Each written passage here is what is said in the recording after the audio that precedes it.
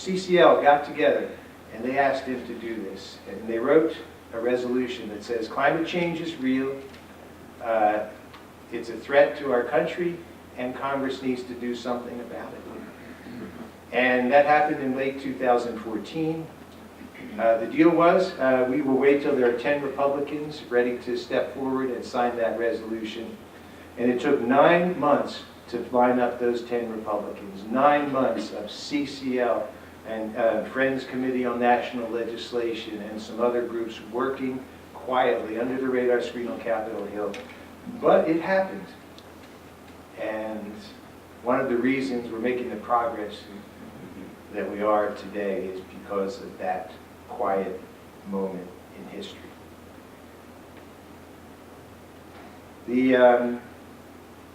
And I have this theory that we build on these successes, that everything's incremental. And that laid the groundwork for Republicans to step up on climate change. And then the next frontier was, will Republicans talk to Democrats? Can we get a bipartisan conversation happening? And so that was the next idea, the Bipartisan Climate Solutions Caucus.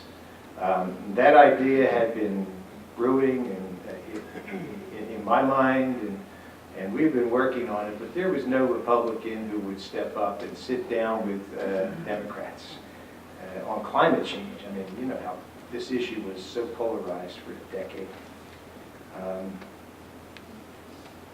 And then, as Republicans saw that that they signed that climate resolution, the Gibson resolution, and the world didn't end, they weren't run out of the party, and they actually were appreciated for it by CCL and by others. This bipartisan caucus that you saw in the film forming there became possible. Not only did it become possible, it felt like it was inevitable. And it took 2.5 years to find the first Republican who would step up and join that caucus, and it was Congressman Curbelo from Florida.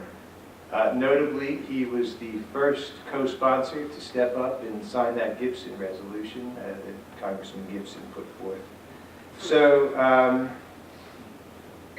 there we had it, a caucus of two. Congressman Curbelo on the Republican side, Congressman Ted Deutsch on the Democratic side, and me on the sidelines cheering. And I don't think anyone realized the significance of that or where that could take us. I think we still don't fully understand where that caucus can take us, but it's building, and we can talk a little bit about that. And I'm happy to take your questions about the caucus in a few minutes, or whatever topic you want to talk about. You know that scene you saw in the film when the members of Congress were sitting around the table? That was the first members' meeting of the Climate Solutions Caucus. And we were lucky to have the Nat Geo camera crew there to film that. But no one knew what would happen. And the members of Congress had insisted there be like a kill switch on the cameras because they didn't know. This was the first time Republicans and Democrats were sitting down at the same table to talk about climate change. And there was a lot of concern about how contentious that meeting would be. And they didn't really want that to be seen on camera. So the deal was the cameras would roll for 3 minutes, sort of the opening introductions, and then cut it off. But what started to unfold in that meeting, and this is sort of my core belief, that when people actually talk to each other, amazing things can happen. And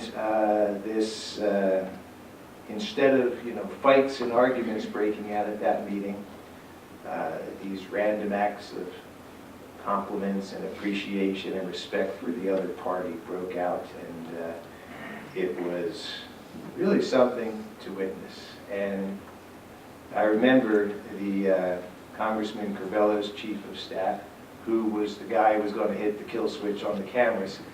He did this, and he said, "Keep it rolling." And they rolled those cameras through that entire meeting, which is why we have, you know, some record of it there today. And it kind of, for me, validated everything that we've been working for, that that when people face each other and are respectful, that we can do great things together. And you know, I think that's our role in Congress. We are, as CCL, we are the peacemakers and the diplomats. There's plenty of people in Washington who want to fight, you know, plenty of people who want to pick up the political sword and do battle. And there's sort of this mentality, scorched earth politics, you know, run the other guys out of town, us versus them, take no prisoners. And we're different. CCL is different, and that's what makes this organization so extraordinary. We are there trying to bring people together, trying to bring Congress together to find a way forward on climate change, and that's a big deal. You know, a week ago, I had been on Capitol Hill for 5 days, and I decided I was going to leave the Hill and go over to the National Archives. And it's an amazing place. Next time you're in D.C., go there. Because you can go into the National Archives, into this amazing rotunda, and see the Constitution of the United States. It's right there. 4 big pages in these cases, encased in argon gas, so it won't deteriorate. This is the document that, you know, has literally reshaped the world. And you can spend as much time as you want there with the Constitution. And so I read the Constitution, 4,500 words. And the amazing thing about the Constitution is there's one word that does not appear anywhere in that Constitution. It's the word party. The framers of the Constitution were afraid of political parties. Hamilton, Madison, Washington, they were afraid that political parties would derail this country. They were afraid that political parties would begin to put party over country. They thought that the Constitution would actually prevent that. Part of the reason they set up things the way they did in our government was to inhibit the formation of political parties. And something has gone very wrong. Obviously, the parties are this entrenched part of our government. But, you know, the word, these rules about majority rules and minority leader and majority whip, that's not in the Constitution. That's not how this country was envisioned. This country was envisioned with people thinking that people would put this country first, put the national interest and the interest of long-term prosperity and freedom first. And we need to get back to that. And I think CCL, in our small way, with this bipartisan effort that's civilizing the dialogue in Congress, we are helping the country get back to those roots. At the end of last year, a congressional staffer told me something that I really felt good about. She's in an office, a Democratic office, it's a member of the Climate Solutions Caucus. And she said, we're introducing a bill, and we're doing something we never did before. She said, we're going to make it bipartisan. We are not going to introduce this bill until we have a Republican co-lead on it. And she said, before the Climate Solutions Caucus, we never would have done that. You know, now today the caucus has 14 bills that it's supporting, many related to climate change. Many of them are bipartisan. The H.R. 1090 is a bipartisan bill formed by 2 caucus members, a Republican and a Democrat. It has been It's on tax credits for renewable energy. It has been passed into law with 116 co-sponsors, almost equally divided between the parties. This kind of work is all too rare in Congress, but so needed. So I mentioned these two, quiet moments in history, that little meeting with the members of Congress and the Gibson resolution, these quiet inflection points. Well, good things come in three. So what's the third one? From my point of view, the third one is going to surprise a lot of people.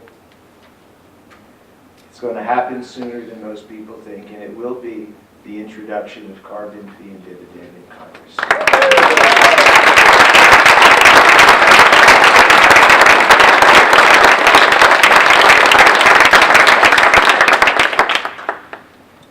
It's more likely than anyone knows, and we, CCL, you and me, we're going to surprise a lot of people. I feel that that turning point I told Bradley Whitford about in the film, it has happened, and we are on a new type of glide path here. It doesn't look that way, I know. That sounds funny. It doesn't look that way from the headlines, and there's a lot of bad stuff going on in Washington. There's a lot of good stuff, too. It's under the radar. It's happening because of CCL, because of you, because of this foundation we've laid together, these steps we've quietly taken. And I'm not thinking about all those headwinds and bad things. People think that I must be really, frustrated and jaded. I am not. I am optimistic, revved up, and ready to move forward. I'm not thinking about the headwinds in front of us, the mountains we have to climb.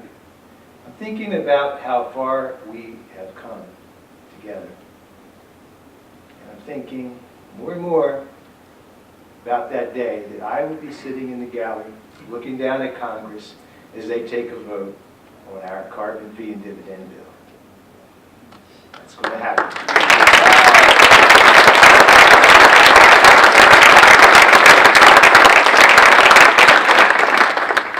And I want to close by relaying to you something that a congressional staffer told me last Thursday. I've been working with a staffer for a long time. We had a long conversation about the fate of our bill. And she said something to me that I want to relate to you. She said, you guys at CCL are doing the hardest job on Capitol Hill. And that's saying a lot these days, right? There's a lot of hard jobs on Capitol Hill. But she said, you all are doing the hardest job on Capitol Hill. She said, keep doing it. It's working. And we need it now more than ever.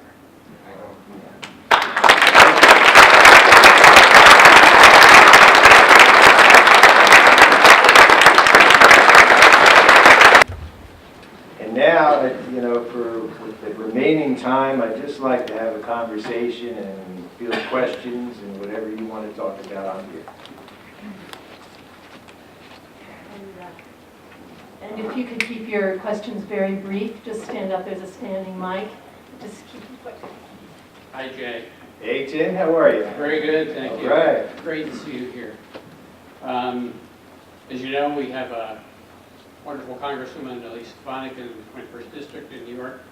She just locked down all 12 of her county's Republican committees. She's set, it looks like, for the primary. To what extent is that a clue that someone is likely to be willing to take this step? It seems like ideally we want it to happen before the scrum of the election begins. Yeah. But so many of these Republicans have to worry about their primaries. Yeah, that's a great question. Tim's question is sort of when is the right time to introduce this bill? When does it work for members? And it's kind of different with every member of Congress. Some are worried about if they were to sign on to our bill, would they get a primary challenge from the right? Others, the bill might work for them because it helps them if they're in a purple district, it helps them there. So it's a little bit all over the board. But it's always better, I think, to take a courageous move like this when a member feels a little safer, but not too safe. You want them to feel that they have to appease voters from both ends of the political spectrum. And it's the way it should be. I think that's how we find the middle ground and the path forward. Thanks, Tim, for that great question. Good morning, Jay. Good morning. Back in January, 106 members of the House sent a letter to the President calling him out on failing to include climate change in his design of his strategic plan for national security. Yep. And I know you know all this, but I'm not sure everybody else knows what it does. Thanks to George Kravlik, who's become the point person for national security among the community of CCL, I got a chance to take a look at who the signers were. And what I noticed was there was a lot of those signers came out of the Democratic Green Dogs, who are aggressively going after the president and aggressively responding to stupidity that is happening in this administration. There were a fair number of people from the Republican group that signed on to the resolution. There was only a small proportion of the Climate Solutions Caucus in there. I think maybe 10 people of the, at that time, 65 or 68 people. So 2 questions, having set that up. Number one is I'd like to know what your take is on all that. And secondly, given that we're in the field and we're in conversation with our members of Congress who are part of the Solutions Caucus, what are the conversations that we might generate that would have them step up? For example, in New Hampshire, Annie Custer in the 2nd District is a member of the Climate Solutions Caucus, and she's not a signer on that letter. Now, I think she, kind of behind the scenes, she primarily came into the caucus through the Friends, but Yeah. you get my address. Sure. Thank you. Yeah, that's a great question. I'd like to address that.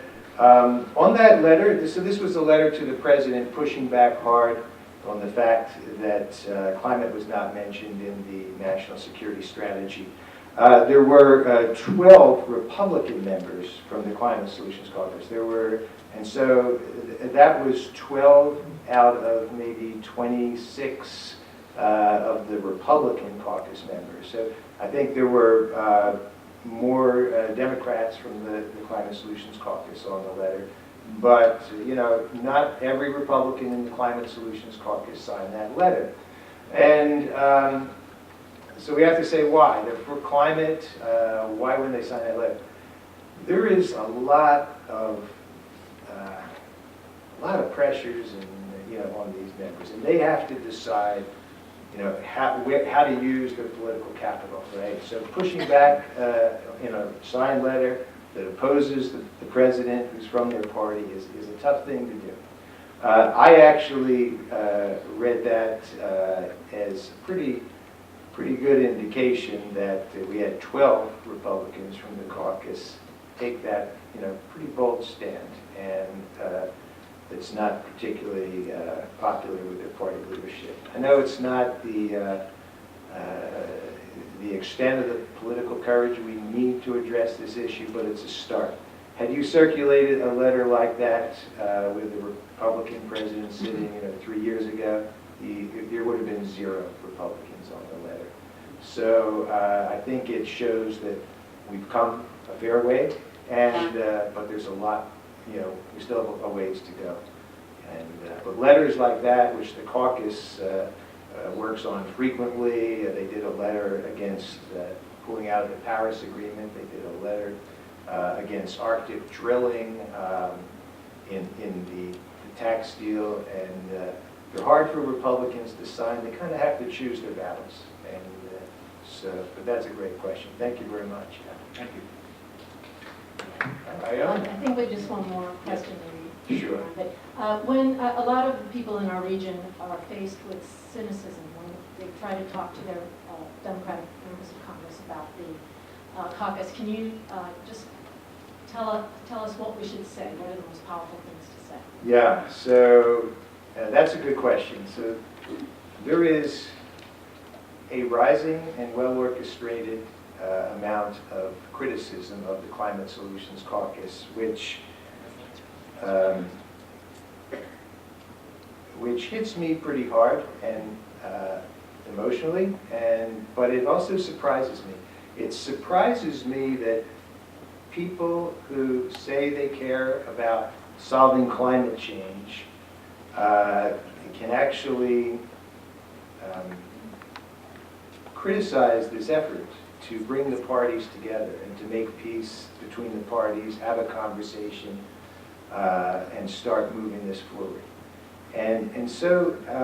But it's happening. It's happening because it's an election year, and partisanship goes both ways. You know, it's not just the Republicans being tribal. It happens both ways. There is a significant chance that Democrats can take back the majority in the House, and because of this derailment into party politics that the country has gone through, that's important to Democrats. And so they seem to be afraid to allow the Republicans any credit for stepping up, even in small ways, to work on climate. I think it's unfortunate. The origination of this criticism of the caucus started with the Democratic Congressional Campaign Committee. They started writing signed letters to the editor about 6 months ago on this, and it's been echoed and reverberating in the media. So, what do you say? First of all, I think you say we need to be patient. We're trying to change a generation of tribal thinking here on climate change, and you can't expect this caucus to form with 2 members just 2 years ago and have solved climate change by now. It is a process, and we are working through that process. The caucus is one of the most active caucuses on the Hill. You know, as caucuses go, this caucus is doing more than most. We're just being held to this incredibly high standard of, you know, look at those guys, they didn't solve climate change yet. But what we're doing is building the caucus to a critical mass of numbers. We have 72 members in the caucus now.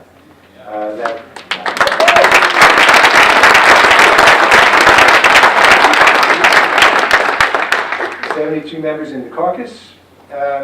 We are moving into this phase of educating the members. That they are taking staff days. These are like field trips for congressional staff. And imagine the meaning of that. You get staff members from both parties in a bus and go to Norfolk Naval Base for 2 days for briefing from the Navy. And just that experience starts to break down these barriers. They did a staff day to the National Renewable Energy Lab in Colorado, really informative, and again, this bonding thing that we're trying to work on. The members are taking a co-del.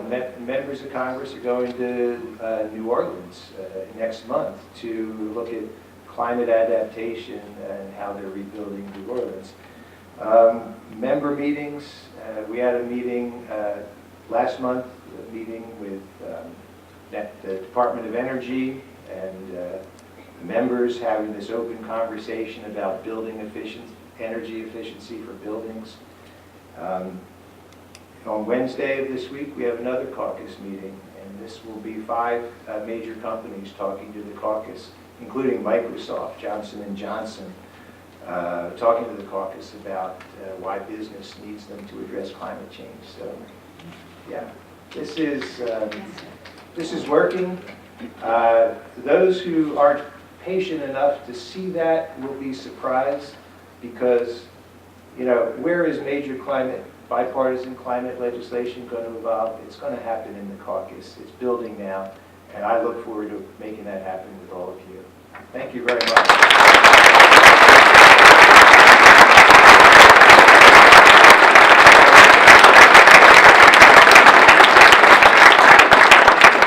Hi, everybody. That was so brilliant that I'm afraid we went over. So, but we do have, at 10:30, we have our breakout sessions. And so anybody that's new to CCL, that's wants to be part of the climate advocate training, come back to